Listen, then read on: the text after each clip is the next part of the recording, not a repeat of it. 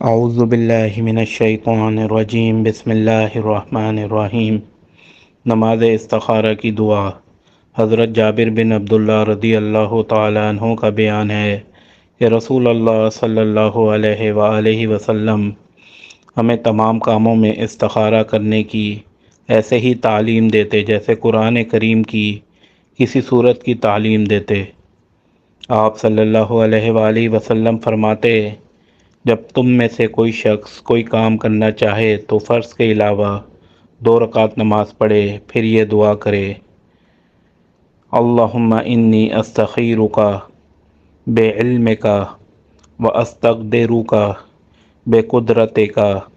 واسألک من فضلک العظیم فإنک تقدر ولا اقدر وتعلم ولا اعلم وانت علام الغیوب۔ اللہم انا کنت تعلم ان هذا الامر خیر لی فی دینی ومعاشی وعاقبت امری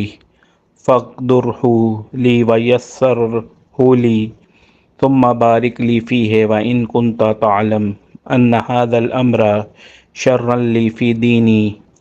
ومعاشی وعاقبت امری فاصرفہ عنا واصرفنی عنہ واقدر لی الخیر حیث کان ثم ارضنی بہ۔ اے اللہ، بے شک میں تجھ سے تیرے علم کے ساتھ بھلائی طلب کرتا ہوں اور تجھ سے تیری قدرت کے ساتھ طاقت طلب کرتا ہوں، اور میں تجھ سے تیرے فضل عظیم کا سوال کرتا ہوں، کیونکہ تو قدرت رکھتا ہے اور میں قدرت نہیں رکھتا، تو جانتا ہے اور میں نہیں جانتا، اور تو غیبوں کو خوب جانتا ہے۔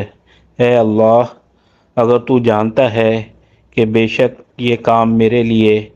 میرے دین، میرے معاش اور میرے انجام کار کے لحاظ سے بہتر ہے، تو اس کا میرے حق میں فیصلہ کر دے اور اسے میرے لیے آسان کر دے،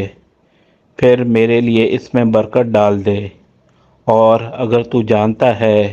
کہ بے شک یہ کام میرے لیے، میرے دین، میرے معاش اور میرے انجام کار کے لحاظ سے برا ہے، تو اسے مجھ سے دور کر دے اور مجھے اس سے دور کر دے اور میرے لیے بھلائی کا فیصلہ کر دے، جہاں بھی وہ ہو، پھر مجھے اس پر راضی کر دے۔ صدق اللہ العظیم۔